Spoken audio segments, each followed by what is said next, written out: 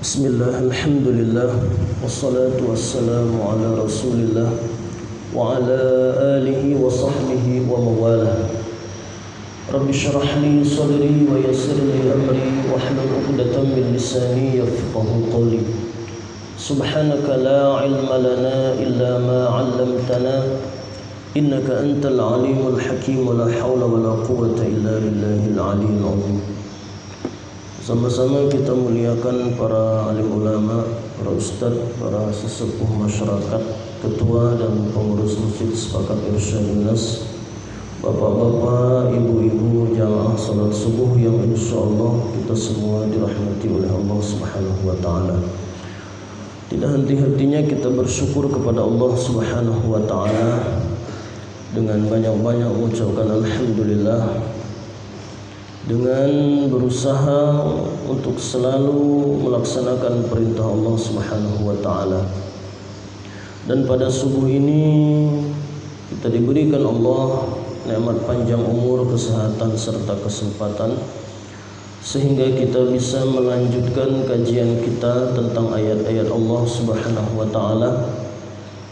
Dan pada Sabtu yang lalu kita membahas surah At-Talaq ayat 8 yang menceritakan tentang suatu negeri yang durhaka terhadap perintah Allah, perintah Rasul, maka Allah Subhanahu wa taala azab negeri tersebut. Dan begitu banyak negeri-negeri yang disebutkan oleh Al-Qur'an yang dibinasakan oleh Allah Subhanahu wa taala, yang hikmahnya menurut surah Yusuf ayat 111, laqad kana fi qasasihim ibratun liulil albab, sungguh terdapat pelajaran pada kisah-kisah mereka, liulil albab, bagi ulil albab. Ulil albab itu artinya orang yang memiliki akal yang sempurna. Kalau dalam ilmu modern berarti mencakup 3 kecerdasan: intelektual, emosional, dan spiritual. Artinya bukan hanya cerdas secara intelektual, memiliki ilmu pengetahuan, tapi bagaimana dia mengatur emosinya, namanya kecerdasan emosional, dan bagaimana dia mengubah dirinya menjadi lebih baik, lebih berkualitas. Inilah disebut dengan kecerdasan spiritual. Maka dengan cerita-cerita yang disebutkan oleh Al-Quran tentang negeri-negeri yang dibinasakan itu, kita mengambil pelajaran sebagai ulul albab. Rabbana ma khalaqta hadza batila, wahai Tuhan kami, Engkau tidak menciptakan ini sia-sia. Jadi sejarah mencatat dan sejarah membuktikan bahwa Allah Subhanahu wa taala yang menciptakan negeri tersebut dan Allah juga yang membinasakan, dan semua itu ada hikmah yang tersembunyi. Jadi hikmah itu menurut Imam Nawawi adalah al-ilmun nafi', ilmu yang bermanfaat, alladzi yuaddi ilal amalis salih, yang bisa membawa seseorang kepada amal saleh. Itu namanya hikmah menurut ulama. Nah, kalau kita kadang memahami ilmu hikmah itu lain, ya. Orang yang pandai ilmu hikmah disebut orang pintar. Nah, orang pintar berarti yang lain tak pintar, berarti ustadz-ustadz itu tak pintar. Nah, artinya dia bisa menerka, memberitahu, mengetahui rahasia-rahasia. Nah, itu yang disebut dengan orang ahli hikmah, ya. Walaupun ada juga yang memahami bahwa hikmah itu adalah ilmu yang tersembunyi yang diberikan Allah Subhanahu wa taala kepada orang-orang tertentu. Nah, itu disebut dengan hikmah. Maka dalam surah Al-Baqarah juz 3 ayat 269 Allah mengatakan yu'til hikmata may yasha wa may yu'tal hikmata faqad utiya khairan katsira. Allah memberikan hikmah kepada siapa yang dikehendakinya. Wa may yu'tal hikmata faqad utiya khairan katsira. Barang siapa yang diberikan hikmah, maka sungguh dia diberikan kebaikan yang banyak.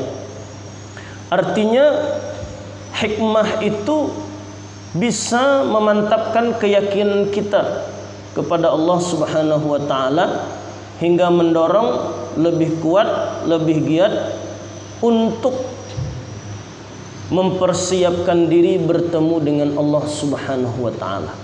Jadi walaupun kita memandang semut, memandang lalat atau makhluk yang lebih kecil daripada itu, kita dapat ilmu hingga kita terdorong untuk melakukan amal saleh, itu namanya hikmah.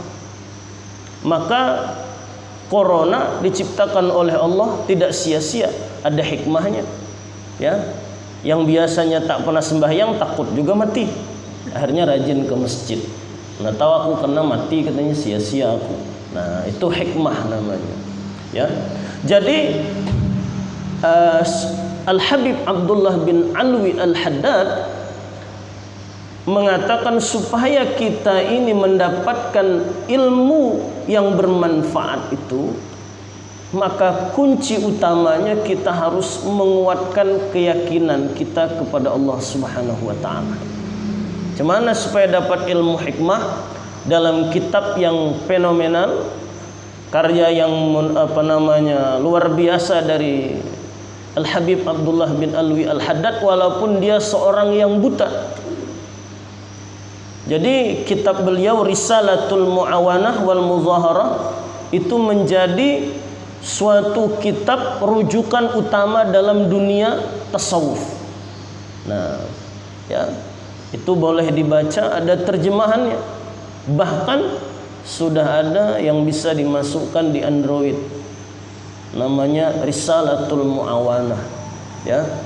Di awal kitab beliau sudah mengatakan engkau harus menguatkan keyakinanmu terhadap Allah Subhanahu wa taala. Jadi mengapa beliau menyuruh kita menguatkan yakin? Supaya dapat hikmah tadi, ilmu yang bermanfaat. Yang pertama bagaimana?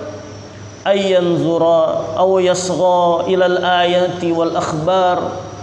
Jadi yang pertama kata Abdullah bin Alwi Al-Haddad, seseorang yang ingin mendapatkan ilmu hikmah dengan menguatkan yakin itu, dia harus memperhatikan atau mendengarkan ayat-ayat atau hadis-hadis yang terdapat dalam Al-Quran atau hadis. Jadi Allah menurunkan Al-Quran tidak sia-sia. Allah juga yang menyampaikan hadis sampai ke kita.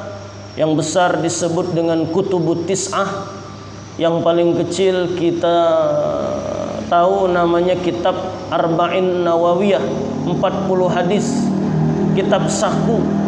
Nah, tapi walaupun kecil, Al-Quran, hadis, walaupun satu ayat, kita disuruh oleh Syekh Abdullah Al-Habib Abdullah bin Alwi Al-Haddad untuk memperhatikan, merenungkan atau mendengarkan. Ya. Kenapa? Karena ketika kita mendengarkan atau kita membaca dengan perenungan, maka itu paling tidak akan mempengaruhi hati kita. Jadi seolah-olah ada tanaman mau layu, disiram dengan air, maka dia akan kembali segar. Begitu juga dengan hati kita. Mulai agak keras, mulai agak malas, mulai agak jemu beribadah, maka untuk menguatkan keyakinan itu, kalau dia tidak merenungkan suatu ayat atau mendengarkan ayat atau hadis, Maka dalam Al-Quran Allah mengatakan, awalam yakfihim anna anzalna alaikal kitaba yutla alaihim. Jadi apakah tidak cukup bagi mereka kami menurunkan Al-Quran dibacakan kepada mereka. Jadi kalau kita mendengarkan Al-Quran itu menambah kekuatan yakin dalam hati kita. Yang kedua, ayanzura bi'ainil i'tibar fi malakutis samawati wal ard. Jadi kata Al-Habib Abdullah bin Ali Al-Haddad bahwa seseorang itu harus melihat sesuatu yang ada di langit dengan di bumi ini dengan pandangan i'tibar, mengambil pelajaran. Ya. Walaupun makhluk itu, walaupun benda itu menurut kita hina, menurut kita kecil, menurut kita tidak ada manfaat, maka kita lihat bagus-bagus. Nyamuk, menurut kita, dalam pikiran kita nyamuk ini adalah sesuatu yang kotor, penyebab malaria. Tapi apakah kita tidak memperhatikan dengan lebih dalam dengan makhluk bernama nyamuk ini? Berapa banyak orang yang numpang hidup dari zaman dulu yang buat kelambu, obat nyamuk, nyamuk baygon dan sebagainya. Ini kalau kita perhatikan dengan i'tibar. Begitu juga dengan lalat, begitu juga dengan makhluk yang kecil-kecil, bakteri dan sebagainya, itu kita lihat dengan i'tibar. Ya, apalagi manusia. Sebenarnya kita ini diciptakan oleh Allah dengan begitu ajaib dan begitu luar biasa. Tapi kata Tuan Guru kita, karena sering terjadi, maka itu tidak luar biasa lagi. Kalau dia jarang terjadi, itu luar biasa. Kita punya mata, di atas mata, di dekat mata ada bulu mata, di atasnya ada alis, hidung berlubang, berbulu pula tuh. Ini sebenarnya luar biasa. Wa fi anfusikum afala tubsirun. Ya. Dan di dalam dirimu apakah kamu tidak memikirkan? Tapi karena sering terjadi, kita tidak mengambil pelajaran. Tanah busuk, hitam, ada berbagai macam makhluk kotor, cacing. Tapi di atasnya tumbuh cabai, sebelahnya tumbuh tebu, sebelahnya tumbuh bunga. Nah, ini karena sudah sering terjadi, kita melihat itu biasa aja. Ya. Coba kalau dia mungkin jarang terjadi. Tanam cabai, sekalinya bunganya jadi bunga mawar. Nah, itu. Ini mungkin aneh karena jarang terjadi, ya. Jadi inilah ujian bagi kita. Sebenarnya Allah Subhanahu wa taala itu sudah memperlihatkan tanda-tanda kebesarannya kepada kita, tapi kita yang kurang melihat dengan penglihatan i'tibar, dengan perenungan yang mendalam terhadap kekuasaan Allah. Jadi dua, kita harus melihat sisi baik, sisi positif dari setiap makhluk yang ada di sekitar kita. Jadi mendengarkan ayat atau hadis, melihat dengan pandangan i'tibar.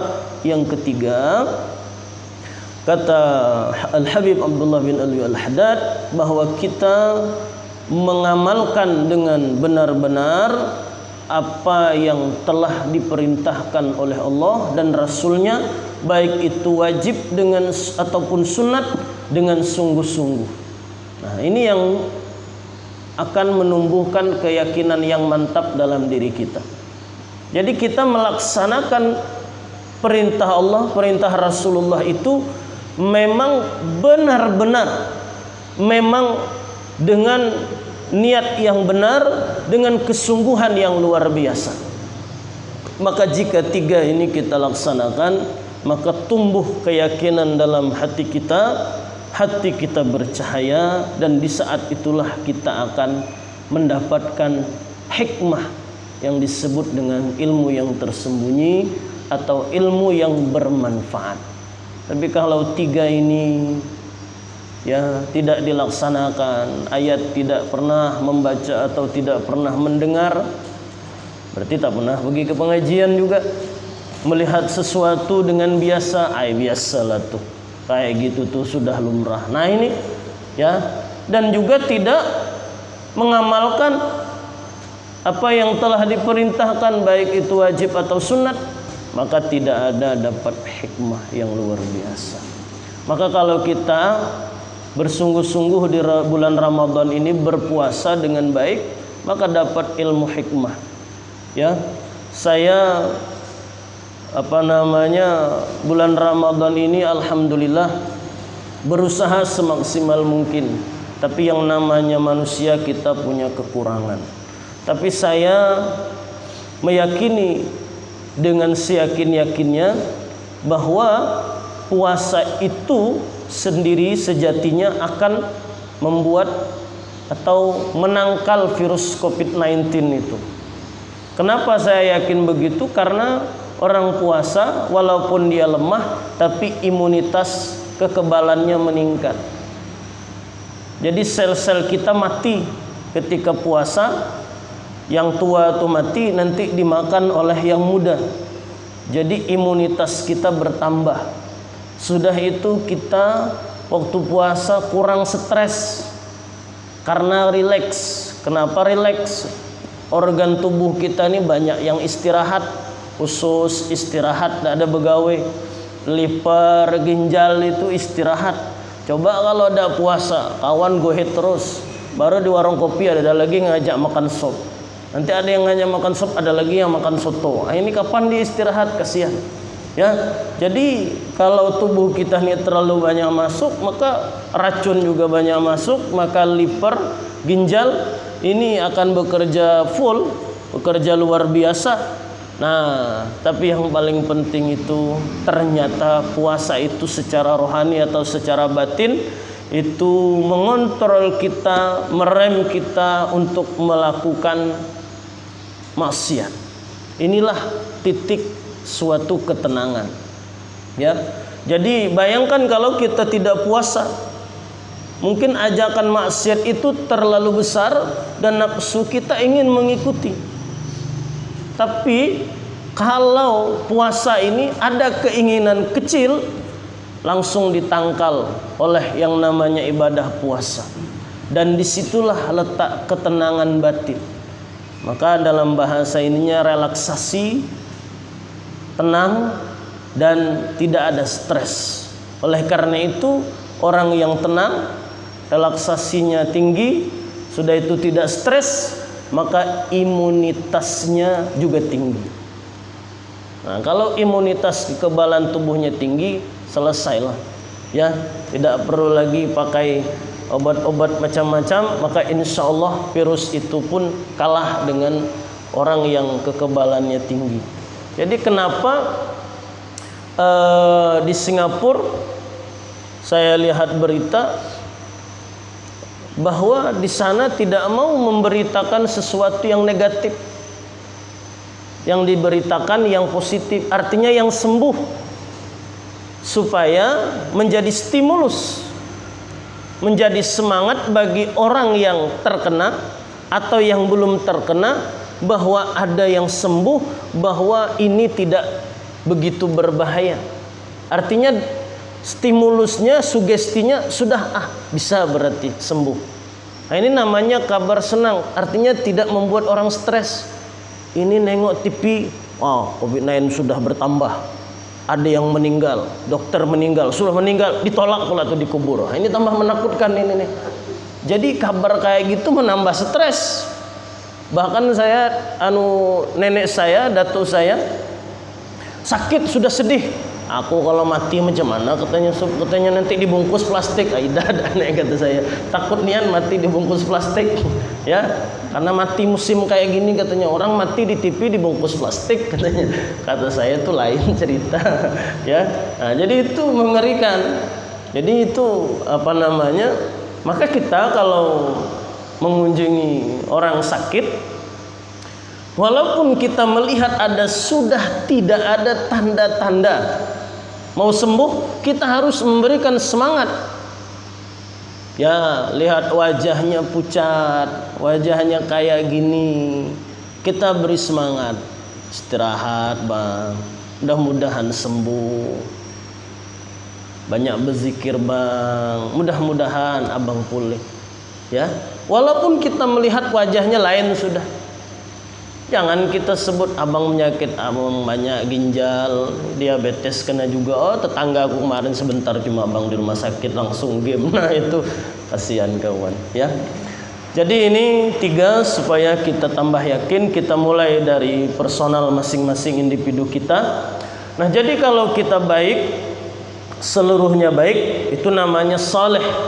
Kalau kita sudah saleh, maka kita bisa jadi muslih. Muslih itu artinya orang yang memperbaiki. Nah itulah berdakwah. Maka suatu daerah di kampung kita bisa jadi muslih, memperbaiki dengan semampu kita. Kalau negeri kita baik, kawan kita baik, maka kita juga dalam agama dijanjikan untuk dapat pahala. Tapi kalau tidak baik, sekitar kita tidak baik dan kita membiarkan, maka itu namanya jadi kampung atau negeri yang tidak baik. Maka dalam ayat ini diceritakan dia disiksa oleh Allah Subhanahu wa taala, fazaqat wabala amriha wa kana aqibatu amriha khusra. Maka dia merasakan akibat daripada urusannya, wa kana aqibatu amriha khusra, dan akibat daripada perbuatannya adalah kerugian. Jadi kita paham ahlus sunnah wal jamaah menganggap bahwa seseorang yang berdosa itu kalau dia tidak bertobat, maka dia akan dihukum sesuai dengan dosanya. Paham kita ini jalan tengah. Jadi kalau orang Khawarij, nah orang yang keras itu di zaman awal-awal Islam nih, jadi kalau dia berdosa besar, maka dia akan masuk neraka selamanya. Ini ekstrim. Dan dia boleh dibunuh. Itu Khawarij, keras. Maka Imam Ali bin Abi Thalib, Utsman bin Affan ini dianggap berdosa. Kenapa? Ali dianggap berdosa karena menerima tawaran pasukan Muawiyah bin Abi Sufyan untuk berdamai. Untuk Ali berdamai itu bermusyawarah. Ini kan tidak pakai Al-Quran, kata orang Khawarij. Berarti berdosa besar. Maka Ali wajib dibunuh karena dia berdosa, halal darahnya. Ini Khawarij. Nah, ada lagi kaum Murji'ah. Murji'ah ini lain lagi. Kalau dia berdosa, maka itu tidak akan memberi pengaruh terhadap masuk surga atau masuk neraka. Jadi berdosa itu tidak menyebabkan orang masuk neraka walaupun dosa besar. Ini Murji'ah. Nah, ini kebalikannya. Kalau Khawarij tadi membuat dosa besar, membuat kekal di neraka, kalau Murji'ah tidak. Kenapa? Karena Allah Maha Rahmat, Allah Maha Rahim, Allah Maha Mengampuni. Maka berdosa besar itu tidak membuat orang masuk neraka. Murji'ah. Maka datang kaum Ahlus Sunnah wal Jamaah bahwa orang yang berbuat dosa besar, kalau dia meninggal dan dia belum bertobat. Ada lagi Mu'tazilah. Kalau Mu'tazilah, kalau dia berdosa besar, wafat, dia tidak masuk surga, tidak masuk neraka.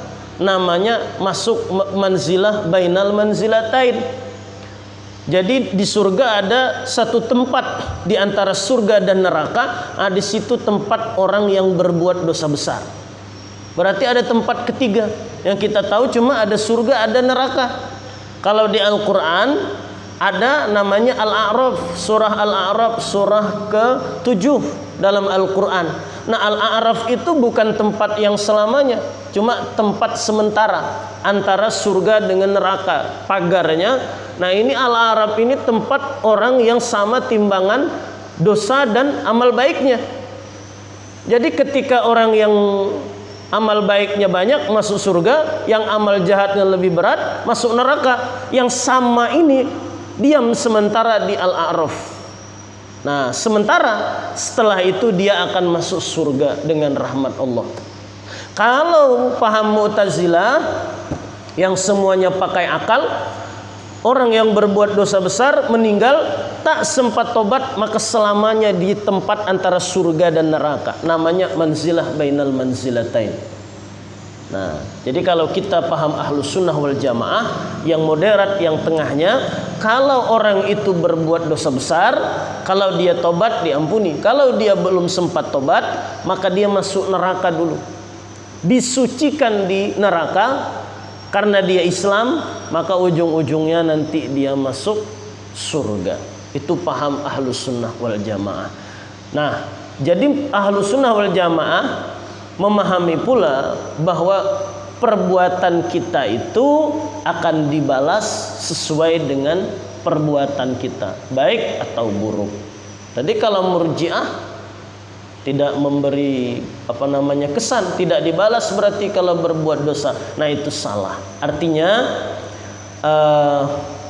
perbuatan kita itu ada akibatnya.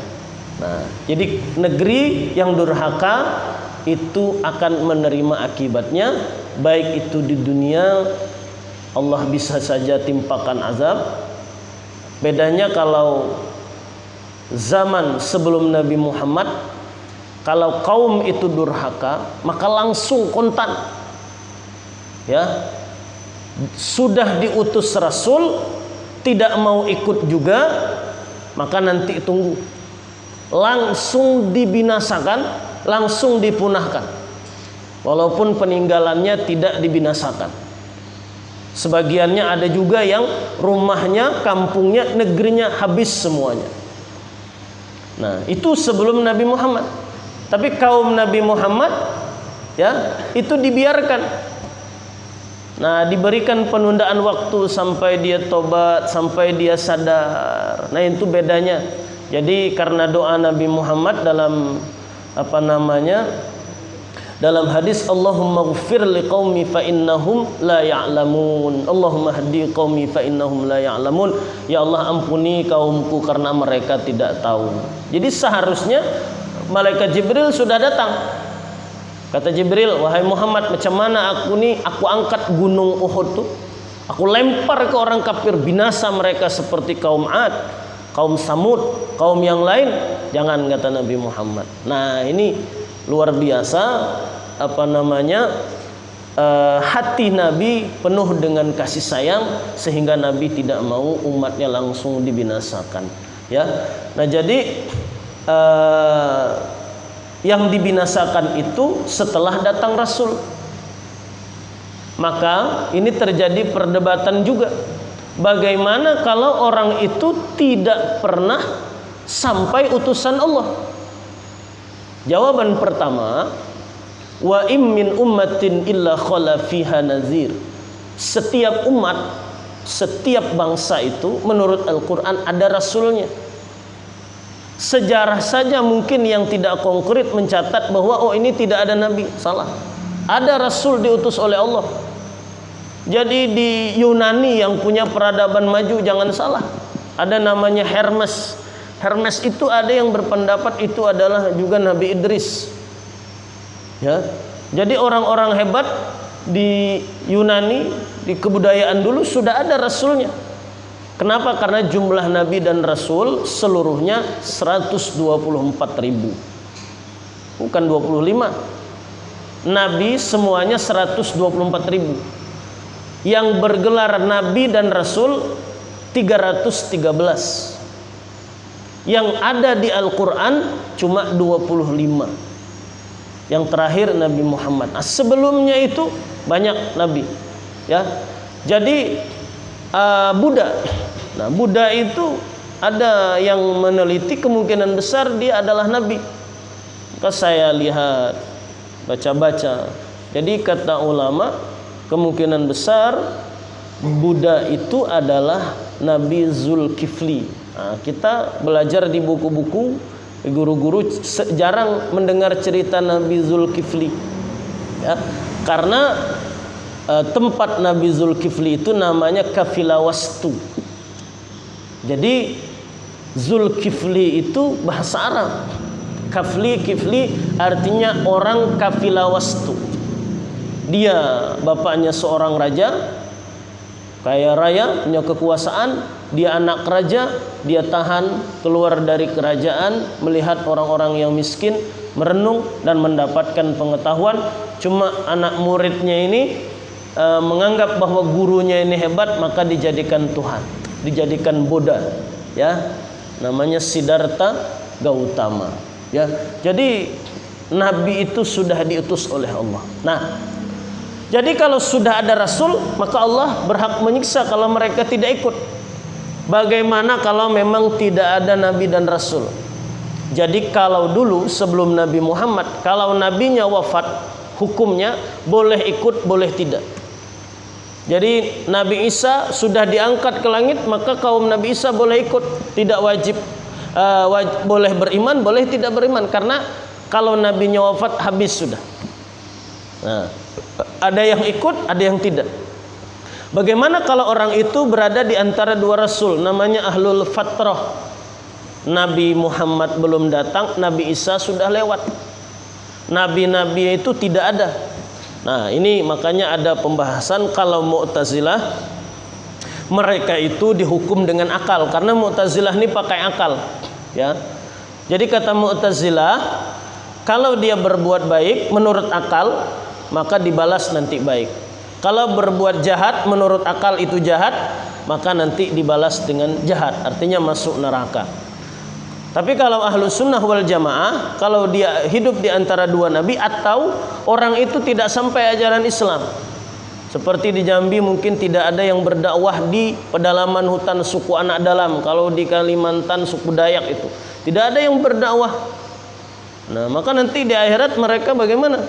Kalau tidak ada yang memang berdakwah, maka kita ahlus sunnah wal jamaah, ulamanya mengatakan mereka tidak wajib beriman dan tidak haram kafir. Artinya apa? Kalau memang tidak ada yang menyampaikan dakwah ajaran Islam, maka mereka mati, dibangkit, dikembalikan jadi tanah lagi. Ya, artinya tidak ada hukuman untuk mereka. Itu menurut ahlus sunnah wal jamaah. Tapi itu perdebatan. Yang benar nanti hari kiamat macam mana? Ya, nah, saya rasa itu pembahasan kita pada ayat 9. Mohon maaf mungkin kelewatan waktu. Mungkin ada yang dipertanyakan, silahkan. Ya, silakan. Apa? Witir, ya.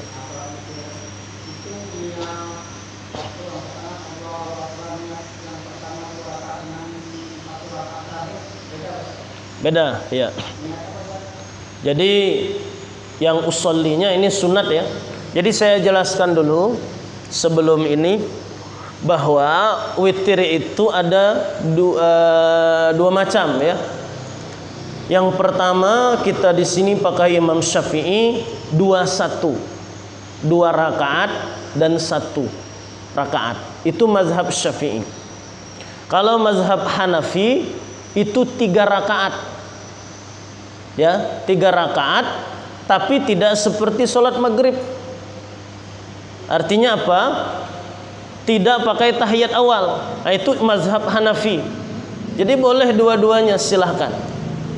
Yang penting jangan kayak sholat maghrib. Nah, ini yang tidak tahu nih, witir kayak sholat maghrib pakai tahiyat awal. Nah, 3 rakaat sekaligus tapi pakai tahiyat awal. Jadi itu mazhab Hanafi.